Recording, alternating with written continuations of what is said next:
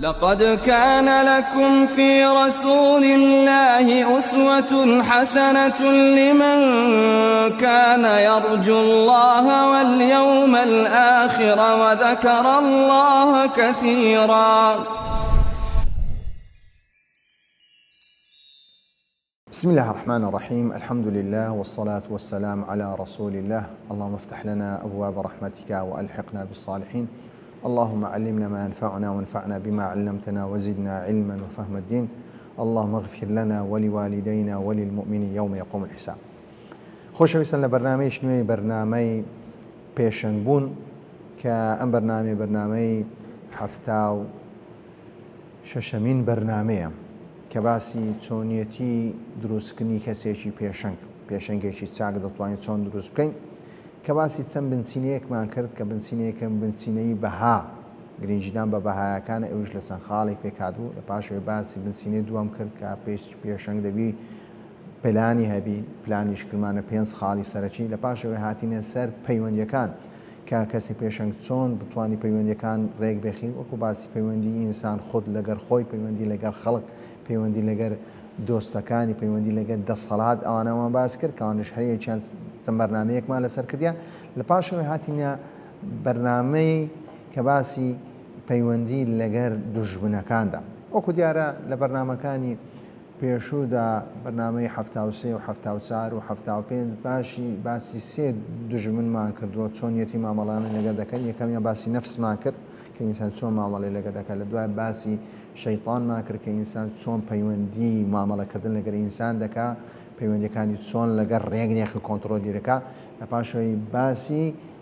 ئەو کەسانەشمان کرد کە کەسی ڕەشبینن، کە لە ڕەشبین و هەروە کۆمەڵە کەسێکی سارکەرەوەن، هەروە کۆمەڵە کەسێکی کە تەنها وەلە ئینسانەکان دەکەن کە واز لە کاربین هەکار نەکەن. ئەمڕۆ کە باسی دوو دژمنیری دەکەین کە یەکەمیان پێنە ئەلمیثالیون. هەرچەندە ئەلمیثالیون لە حەقیقەتدا ئەوان دۆستن، بەڵام ئەم جۆرە هەڵس و کەوتەی کە لەگەر کەسی پێشەنگ دەکەن یان لەگەر کەسێک دەکەن کە بە تەمای کارێکە زەرەری پێدەگەینن. بۆ ئێمە زەرەرگەیانەکە بەوەکو ئەوەی دژی ئەوەیە کە تۆ بیە پێشەنگێکی باش و پێشەنگێکی کە خاوان پێیان. بۆیە ئێمەش ئەو میثالیون ئەوانەی داوای کار دەکەن بە بێکەم و کوڕین. هەر کارێکیان بکەی دەبێ بێکەم و کوڕی بێ. یەکەمش دەبێ ئێمە بزانین کە کاری ئینسان کارێکی کەم و کوڕی تێدایە. هەر کارێک ئینسان بیکە کەم و کوڕی تێدایە. ڕاستە داواکردنی بێکەم و کوڕی کار پێویستە، بەڵام هەندێک کار هەیە کاری ئینسان نییە. بۆ نمونە هەندێک عەمەلیەی بیرکاری ئەو بابەتەمان هەیە کە ئەمەلیەکە کە لێکدانەوەی لەبۆ دەکری و دەبی کارەکە بێ کەم و کوڕی بێ، بەڵام هەندێک کاری عەمەلیە ئینسانی مرۆڤایەتی هەیە کە بێ کەم و کوڕی ناتوانانی میثالی، کە باسی میثالی یعنی ئەخلاقێکی، یعنی بە شێوەیەک لە شێوەکان لە تەسەڕوفێکی میثالی بکە، مامۆستایەکی میثالی بی، دکتۆرێکی میثالی بی، مهندسێکی میثالی بی، لە ڕووی ئینسانیەت نەک لە ڕووی ئەدایی شتێکدا. بۆ نمونە تۆ دەتوانی سیارەیەک دروست بکەی، سیارەیەکی یعنی هەرچەندە سیارێک جاروێ دروست دەکرێت کەم و کوڕیەکی بەسیطی هەتێدا دەمینێ، بۆ دەبینی بەردەوام لە چدایە، لە تەتەوڕدایە، کەواتە پێشەوەی ئەوە کە ئەو سیاری لە هەشتایەکان و کەم و کوڕیە بوویان ئەگەر بێت و مقارنەی بە ئێستا بەڵێ کەم و کوڕیدا هەیە. بۆیە داواکردنی کارەکان بێ کەم و کوڕی کەما لە بەرزیدا کەمە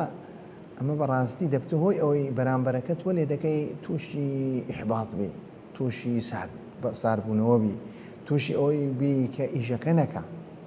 ئەمە یاسایەکی جوانمان هەیە، قاعیدەیەکی فقهی جوانمان هەیە: ما لا يدرك كله لا يترك جله. ما لا يدرك، هەر شتێک ئەگەر بێت و لا يدرك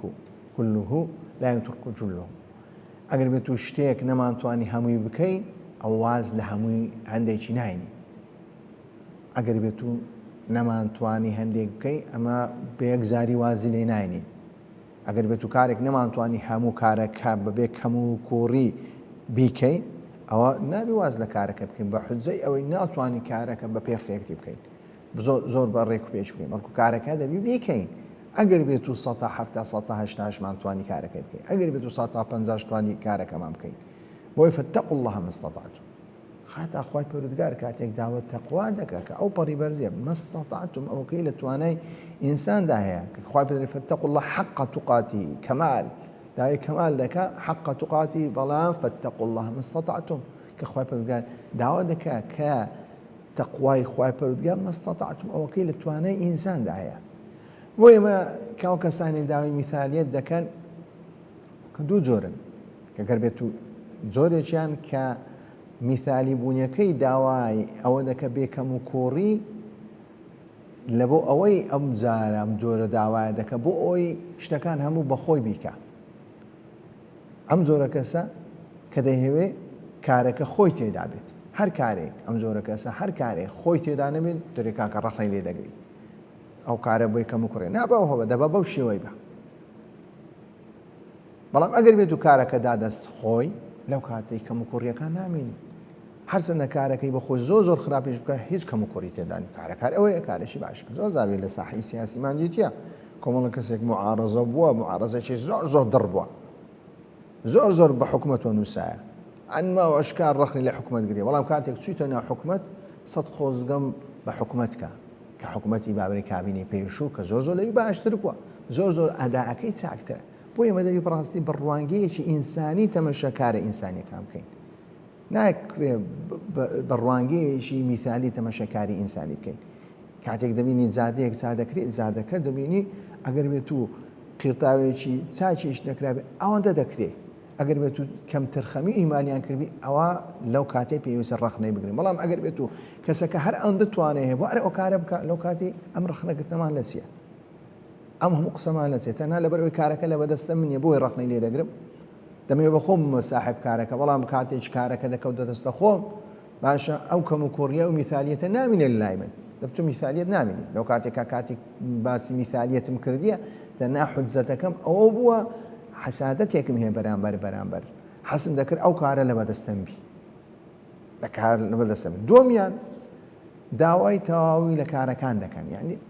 ئەو میثالی داوای لە کارەکان دەکەن کە بۆ پەڕی تۆکمەیی بکرێت خۆ ئەم خاڵێکی چاکە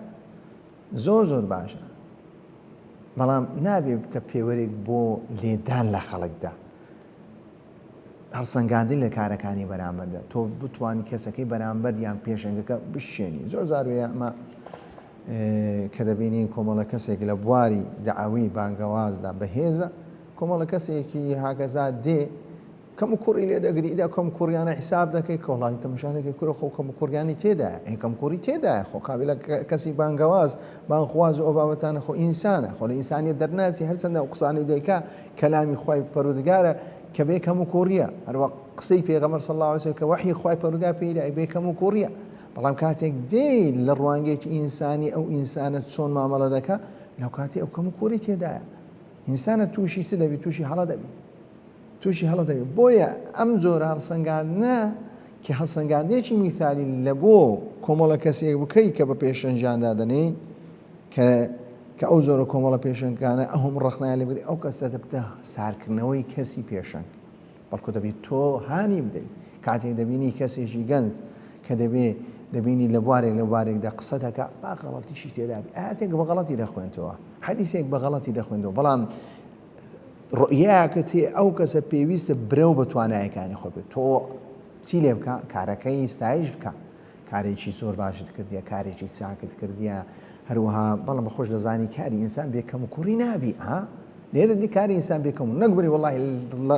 ئەو کارە لۆ دەکرد دەبا کارەکە کرد بە زۆر دروست بە ئێستاکە بۆ نمونە زۆر بچێت لە خوتبەکانی مامۆستایان دامنیشی خۆت زۆر زاروێ خوتبەکان کە ئاەت بە غەڵەتی دەخوێندرن حەدیث بە غەڵەتی دەخوێندرن بەڵام نایە کارەکەی هەموو فی سەفەرکە بەری وڵای کاکە نوێژەکە نوێژەکە قوبوڵ بەڵام ئەم کەم و کوڕیە تێدایە ئەم کەم و کوڕیە تێدایە کەواتە تۆ نابی بە شێوەی میثالی تەمەشا کاری ئینسانی بکەیت کاری ئینسانی میثالیەتی تێدا نیە هیچ کارێکی ئینسانی میثالیەتی تێدا نییە بێ کەم و کوڕی نیە ئیلا کەم و کوڕی تێدایە وەکو کە باز دەکرێ ڕیسالە چەند جارێک بەسەر داچوویتەوە ئیمامی شافعی هەر جاری بەسەر داچوویتەوە کەم و کوڕی تێدایە کەواتە ئەو ئینسان عەمەلی ئینسانە هەرچەندە باعث دەکە باسی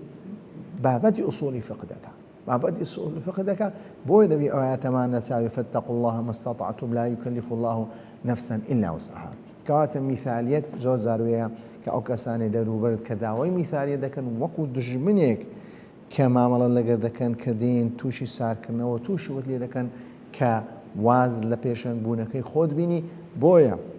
پێویستە دەبی مامەڵەیەکی تەندروستیان لەگەر بکەی کە ئەم زۆرە کەسانە زۆر زاروەیە کە کاتێک میثالینە کارێکیان بدە دەستی کابدانی بزانین ئەم میثالیانە کارەکانیان دەکەوتە چێن دەروت کارەکانیان ناکەوتە شوێن دەروت.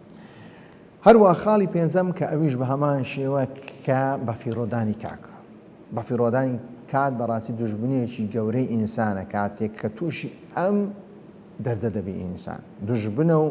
دژە و هەروە دەردیشە بەفیڕۆدانیدا کات دەبی ئینسان زۆر زۆر ئاگای لەوەقت بی بۆیە بە پێنجەم دوژبنی ئینسانماندانە پێشەنگماندانە کە بەفیڕۆدانیدا کاتدا چونکە ئیضاعەت الوەقت بەڕاستی ئەو سەروەتێک کە ئینسان هەیتی ئەو سەرەتی ئینسان هەیەی بریتە لە وەختەکەی خۆی هەر پێغەمبەر صلی الله علیه و کاتێک باز دەکا نیعمەتانی مەغبوونون فيهما كثير من الناس الصحة والفراغ کە زۆربەی زۆر نیعمەت زۆر خەڵکی لێ بێ ئاگان یان فێڵیان لێ دەکرێ باشە بێ ئاگان لێ الصحة والفراغ تەندروست ئینسان تەندروستەوە دەزانیتەوە ئەو تەندروستی دەیبە بەکاربینی لە بۆ عیبادەتی خوای پەروەردگار چونکە نیعمەتێکی گەورە فراغ کاتێک فراغت هەیە بە هەڵەی بزانە بە کاتێکی گرنگی بزانە کە ئەو کاتە گرنگەی بخۆزەوە لە بۆ ئۆیشتی چاکی لێ بکە بۆیە کە چەندەهاشتمان هەیە دەبتە هۆی ئەوەی کە ئینسان وەختی بەفیڕۆ بدە کە نەبوونی پلان لە ژیاندا هەروەها نەبوونی ئەوەی هەندێک کار بدێ دەست کۆمەڵە کەسێشتر شەرت نییە هەموو کارێک بەخۆت بکەیت هەندێک کار تەوزیع کە بەسەر کۆمەڵە کەسێکی بۆی وەخت بۆ بگڕێتەوە هەروەها کەسێکی هەڕەمەی نەبی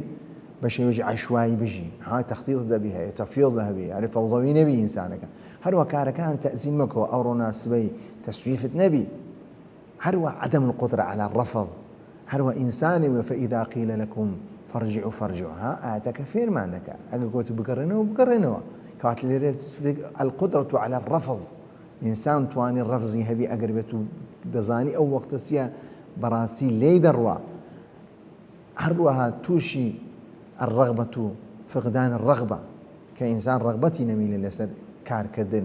والدردشة والثرثرة هەروەها زۆر قسەکردن و زۆر قسەکردن و قسەی بێسوود بەڕاستی زۆر زاروێ کەسێک دێ باسی شتێک لۆ دەکا هیچ فادەی نییە شتێک لە بۆ دەژێت و هیچ پەیوەندی بەتونی ئەوهم کرد و ئەوهم چوم و ئەوهم باسی خۆی دەکا باسی خۆی دەکا بەم چ پەیوەندی بە تو هێمە باسی خۆی دەکا ئەگەر کارێکت هەیە شتێک تێ بۆ چارەسەر بکەم ئەگەر بێت و قەزیەکت بۆ چارەسەر بکەم لە پاش ئەوەی ئەوهم دەردەشە و ئەوهم قسە لەباری کۆمەڵایەتی پێویستە بەڵام هەموو شتێکیش کە لە حەدی خۆی دەرسوو کاکە انقلب على ضده انقلب على ضده هەروە رغبة الزائدة في المثالية ها أوش دبته هو زۆر بمثالي أوش دبته مضيع الوقت حب الجدل والمناقشة برأسي أو ددشي كشندي أهل الإسلام مسلماناني أسدمي كتوجبنا توشي مناقشة وجدل هم دبت إضاعة الوقت كوقت شيء بين سمرو هي السودي لبنابي هروها أم وقتاني كقوتمان أو مضيعات الوقت لذاتي الوقت كمضيعات الوقت الذاتية وأنا ذاتينا هيز كساشيديتيا علاقة بلا بيواني بخودي خوت ضد شيء بمعنى ذاك ثرثر ذاك جدل ذاك بلام هندي مضيعات كذبتوه بفيروداني كاتيا عندك زوار دي أو زواران دي بزان ريق يخي هرو مكالمات لها في تلفونك كان ده بريق خلاص عندي ما مصدق عيني هي كلاجريان بانخواز كلاجري دادش بجياني بيتو تلفون أما نابي شتشي حاله كاكا تو بيشنجي دبي مكالمة دبي أم تلفون الريق بجي الاجتماعات كوبنا وكان جيان هم تكوبنا زور ناخوشة يعني جيان بتهم مشكلة زور ناخوش التعامل مع الأوراق تنها خليجي أوراق كوكنا أوش مضيع الوقت القراءة والكتابة غير مفيد أنت قراءة وكتابة غير مفيد زور بيمسيري عندي كومولا كسي كخوي بشتيك مشغول دكا كتسيروكا عندي تيروكي شي حقيقي يعني تيروكي شي زانستي يعني تيروكي شي سياسي يعني تيروكي شي فلسفية كتندها زاروي فلسفي بيدري أو بابته جا والله تيروكي بيتنها والله كاكا كتسوكو كوريكو لقر مجتمعك باز دكا وآخري كتنها علاقية شي خوش ويستي بي والله تنها أو بيخويني وإنسانة اشتكي تافهة اشتكي بمعناه شتێکی بێمانەیە ئەوە دەبتە هۆی ئەوەی کە گەنجێک لە بۆ دروست دەبی کە لە ڕووی معریفی تەنها کەسێکی لایەنی سۆز و لایەنی سۆزداری هەبی. بەڵام ئەگەر بێت و خۆی قڕاء و کتابەی شتی جددی بخوێنیتەوە، شتێک بخوێنیتەوە کە بەڕاستی تەئسیری لەسەر معریفە هەیە، تەئسیری لەسەر علمی هەیە، تەئسیری لەسەر هەڵس و کەوتی هەیە، تەئسیری لەسەر نەبەڕاتی سەوتیش هەیە، تەئسیری لەسەر نەظەڕاتی چاویشی هەیە. هەروەها زۆر جار هێندە بابەتمان ڕۆتین کە ئەو ڕۆتینانە و هەروەها تەعقیدات الئیداریە کە هەندێک جار توش ئینسان توش دەبی ئەوش دەبتە هۆی یان کەسێکی دێ ڕاپۆرت و ئەو بابەتان دەخوێنتەوە کە دەبتە هۆی بەڕاستی دەبتە هۆی ئەوەی کە ئینسان وەختێکی زۆری لێ بڕوات و هیچ ئیسفادە نەبێت. یەک لەو شتانە کە جەمال الدین القاسمی کە شێخ عەلی تەنتاوی لە یادەکانی خۆی دەنووسی دەرێ شيخ جمال الدين القاسمي أنه مر بشباب يلهون ويضيعون أوقاتهم بالحرام. بلاي أكم ولا جنزة قداسو أكم ولا جنزة خوا مشغول كربو كيف سازي عندك هروا وقت كي خوان دكوش بشتشي بالحرام. وكزو زاري بك عليه كافتريا قداسي جازينو قداسي براستي تأسف دخل هم جنزة وشيني خربيتو لباش ساعات دوازدي شوي مزقوتا كانش بطالا باشا تەماشای دەکێ ئەوانە خەریکی چین خەریکی چین دێ سعات هەشت بەوێ دادەچی ئەو گەنجە هەر لەوێ سعات نۆ بەوێ دادەچی هەر لەوێ سعات دە بەوێ دادەچی هەنجی هەر لەوێ بۆیە کاتێک قسەیەکی جوانی لەیتە ئەنە الوەقت یوباع خۆزگا وەقت چییە دەفرۆشە ويشترى هەروەها دەشکڕا اشتريت منهم أوقاتهم ئەمنیش لێرە دەچوم وەختەکانم چێ دەکڕی بەڕاستی یعنی زۆر کەس هەیە وەختەکەی لێ بەرایە نازانی کو وەخت سەرف کە دەستە دەردەی با وەختانە بەڕاستی با وەختی ئەبڕۆ بڕوە با ئەو کاتە بڕوە کە ئەنەمە وەختەکەی لێ بەرایە بۆیە خوای پەروەردگار کاتێک دەیە حتى إذا جاء أحدهم الموت قال ربي ارجعون لعلي أعمل صالحا فيما تركت چی گوت كلا إنها كلمة هو قائلها خوای پەروەردگار ڕەت دەکاتەوە ئینسانەکە کاتێک أحدهم الموت حتى إذا جاء أحدهم الموت كاتي مردن دي دل إخوائي پروردگار بمقرينه ممرينا لو نتمريني لو نتقرين بقريوا لعلي يعمل صالحا بۆ کردەوەی چاکە بکەین خۆ تو زیندی بووی بۆ کردەوەی چاکەت ناکە فيما تركتەوەی بەزەی هێشتێک کە نەم کردی کاتێکم هەموو بە فیڕۆدایە بەبێ کە بێ شتی بێ ئیسفادە شتی حرام كلا إنها كلمة هو قائلها كلمة تنها خۆی قائلها خەنها خۆی ئەوە دەڵێ و لۆ خۆی دەڵێ و ئێمە وەری ناگرین ومن وەرائهم بەرزەخ إلى يوم يبعثون بەڵکو لە پاش ئەو مردنەچێ بەرزەخە حیاتی چێ ژیانێکی نوێ دەبێتەوە ژیانی ناو بەرزەخ ناریم ژیانی ناو قەبر ناو بەرزەخ إلى يوم يبعثون تا ئەو کاتێ زیندی دەکرێن کە قیامەت دەست پێ دەکەوە لەو کاتیش کە حیسابەکەی چیە جودایە کەواتە بەو شێوەی لە چار بەرنامە توانیمان باسی چۆنیەتی ئینسان پەیوەندیەکانی لەسەر دژەکانی خۆی ڕێگبێخی کە ئەم پێنج دژبنە ئەم پێنج دژە هۆی ئەوەی کە پێشەنگ بە شێوەک لە شێوەکان کە وەی لێ بکەن کە سار بتەوە یان کارەکەی خۆی بە جوانینەکە یان بتەهۆی ئەوەی کە پەیام و هەروە دید و ئامانجەکانی خۆی بگۆڕێ ئینشاءڵڵا لە بەرنامەی داهاتوودا دەچینە سەر بنچینەیەشتر و کە بنچینەی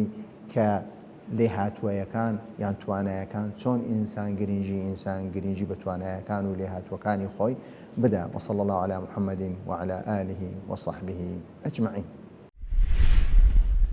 لقد كان لكم في رسول الله أسوة حسنة لمن